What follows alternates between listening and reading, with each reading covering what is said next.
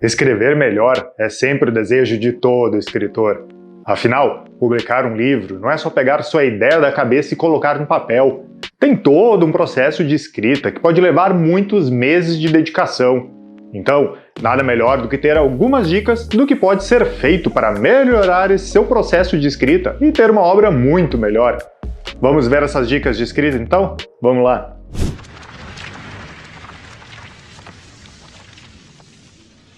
Imagina ter uma base de leitores fiéis e ter suas histórias lidas por muitos e ser reconhecido como escritor. Legal isso, né? E se eu te disser que posso te ajudar nessa jornada? Aqui no YouTube eu te passo dicas e te trago informações para você melhorar. Mas na Escola Tellers consigo te ajudar ainda mais para que você publique suas histórias e encontre os leitores ideais para elas.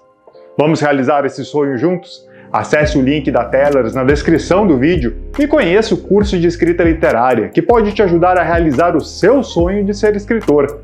Me deixa te ajudar nessa jornada e fazer parte de sua história. Te espero lá, hein? E aí, Teller, Mauro Plachina aqui, tudo bem? Ter uma boa escrita e um bom processo criativo é essencial para ter uma boa história finalizada. De nada adianta apenas ter uma boa ideia na cabeça e não saber colocá-la da melhor maneira no papel.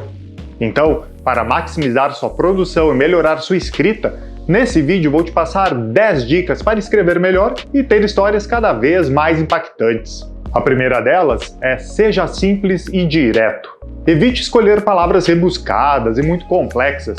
Priorize a clareza do texto e aquilo que você deseja informar ou narrar. O mais importante é o efeito que você pretende provocar, e muitas vezes uma linguagem muito rebuscada pode dificultar a leitura e tornar o texto truncado e maçante. Então, pense no público e no gênero que você está escrevendo. Analise obras semelhantes à sua para ver como elas são escritas e assim descobrir o que e como seu público está acostumado a ler. A segunda é super importante. Defina e seja coerente com a narração. Antes de escrever qualquer texto, você precisa primeiro definir o narrador e a perspectiva em que o texto será escrito. Mesmo que você tenha decidido trabalhar com a alternância de 2 ou mais narradores, essa troca não pode ser feita acidentalmente. É preciso que você demonstre lógica e coerência, e a troca acidental da voz narrativa pode deixar o texto confuso para o seu leitor. Antes de irmos para a terceira dica, já curte aqui o vídeo e se inscreva no canal, caso ainda não seja inscrito. Assim você pode receber dicas de escrita toda semana e melhorar cada vez mais como escritor. Feito? Dica número 3 então. Participe de oficinas de escrita. Em uma oficina de escrita criativa, normalmente você terá aulas com um escritor experiente. Você poderá aprender com as dicas e análises literárias de um profissional que já possui uma trajetória consolidada na área. Outra coisa legal das oficinas de escrita é a prática que você adquire. Geralmente, você é convidado a escrever e a mostrar o seu texto para os colegas e para o professor. Com isso, você obtém um feedback de pessoas qualificadas e atentas. Além do mais, é possível também aprender com o texto dos colegas e com as impressões da turma e do professor. Assim, vamos agora para a quarta dica. Antes de escrever, planeje. Você deve estar pensando que o planejamento pode tirar o prazer e a criatividade da escrita. Mas logo você verá que planejar e estruturar a história que você deseja contar antes de começar a escrever vai te dar a liberdade e a segurança necessária para investir no estilo e nos detalhes do texto. O planejamento também evita com que você se perca e te ajuda a escrever um texto mais coerente. Se você quer saber mais sobre como estruturar a sua história, confira um modelo de estrutura no vídeo de estrutura de 3 atos. O que é e como usar. Eu vou deixar o link aqui no card para você acessar. A quinta dica talvez seja a mais importante de todas. Leia muito. Leia o máximo que você puder. Leia diferentes gêneros. Leia textos bons e ruins. Tudo que você ler irá agregar na sua formação como escritor. A leitura estimula a imaginação e te ajuda a amadurecer como ser humano e como escritor. Através da leitura, podemos penetrar em diferentes universos e a viver experiências cada vez mais variadas. Exercitamos nossa capacidade de empatia e ampliamos o nosso repertório. Não se pode esquecer também que a leitura é fundamental para assimilarmos bons exemplos de escrita. Há livros que são verdadeiras aulas para o escritor. Essa é uma prática que dá bons resultados e, o melhor de tudo, é muito prazerosa. Indo para a sexta dica, encare a escrita como um processo e acolha os fracassos. Ninguém se torna um escritor da noite para o dia.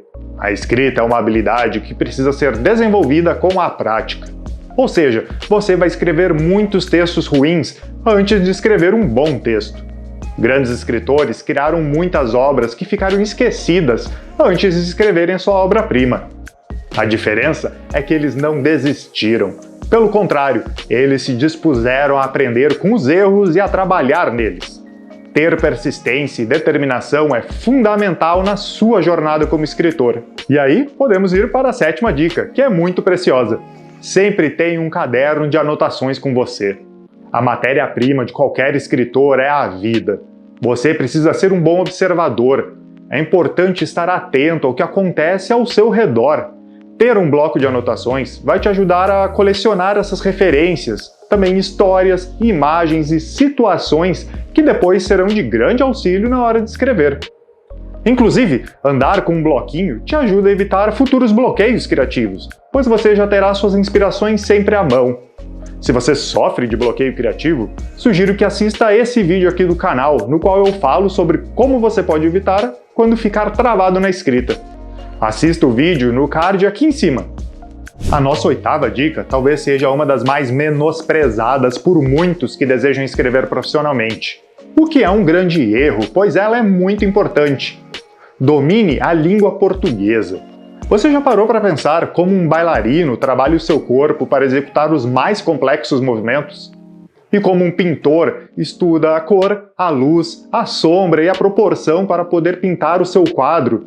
E como um músico que passa anos estudando seu instrumento musical? Todo artista possui domínio técnico da sua ferramenta. E a ferramenta que o escritor trabalha é a linguagem. Por essa razão, é realmente necessário que o escritor domine a língua. Você deve estar se perguntando, mas Mauro, não é para isso que existem os revisores? Mas para que eu preciso me preocupar com a ortografia, por exemplo, se alguém irá revisar depois para mim? Então, mesmo que haja uma revisão posterior, o escritor precisa ter autonomia sobre o seu trabalho. Quanto mais conhecimento ele possui sobre a sua língua, mais ele estará livre para criar e se expressar de uma forma mais eficaz. Se você quiser ver mais o trabalho de pós-escrita com o revisor, leitor crítico e leitor beta, sugiro esse vídeo aqui do canal. Nele eu falo sobre cada etapa e a minha sugestão da ordem a seguir. Você pode acessá-lo no card aqui em cima. Partindo para a nona dica, preste atenção na sonoridade do texto. Normalmente, os escritores de prosa acabam se detendo muito mais no conteúdo semântico do texto e deixando de lado a parte sonora. E isso é um erro, pois o texto é composto por várias camadas. Antes de finalizar o seu texto, é importante ler ele em voz alta. Assim, você pode perceber como ele irá soar para o leitor. O ritmo é um aspecto muito importante de qualquer texto. Agora, preste atenção! Os textos podem variar em diferentes graus de transparência e opacidade. O que eu quero dizer com isso? Um texto mais transparente é aquele que se preocupa em transmitir a informação da maneira mais clara possível, sem se preocupar com os aspectos formais. O importante é o conteúdo que será transmitido. Já um texto mais opaco é um texto mais difícil de penetrar, ele conterá mais metáforas, mais figuras de linguagem, costuma ser um texto mais exigente para o leitor. E por se preocupar mais com os aspectos formais, normalmente nele haverá um trabalho mais consciente sobre o ritmo. É importante evitar coincidências sonoras acidentais nos textos de maior transparência, como por exemplo aliterações, que são as coincidências sonoras consonantais, as assonâncias, que são as coincidências sonoras vocálicas, e nesse tipo de texto, as coincidências sonoras são artificiais e muitas vezes até engraçadas, prejudicando a fluência da leitura. Em textos de maior opacidade ou textos mais poéticos, é comum que as coincidências sonoras sejam usadas como efeito estético. O importante é que você se utilize disso de maneira equilibrada e consciente. Saindo da nona dica, vamos para a décima e última. Seja generoso com o seu leitor. Pense sempre no seu público quando estiver escrevendo. Não adianta escrever um livro para crianças com termos e situações que não fazem parte do universo infantil. Além de conhecer o seu público e a sua linguagem, sugiro também que você pense sempre o efeito que quer causar. Pense na empatia que você quer causar para gerar um maior engajamento do leitor. Quanto mais próxima da linguagem do seu público você utilizar e colocá-lo em situações que ele reconheça, maior a conexão que você terá. Mas e aí, ficou com alguma dúvida sobre essas dicas? Vai colocar algumas delas em prática? Deixe um comentário aqui embaixo para eu saber como está indo o seu processo de escrita e poder continuar te ajudando.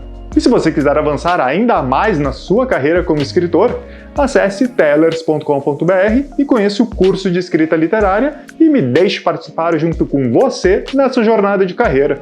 Uma ótima escrita para ti e até o próximo vídeo. Até mais!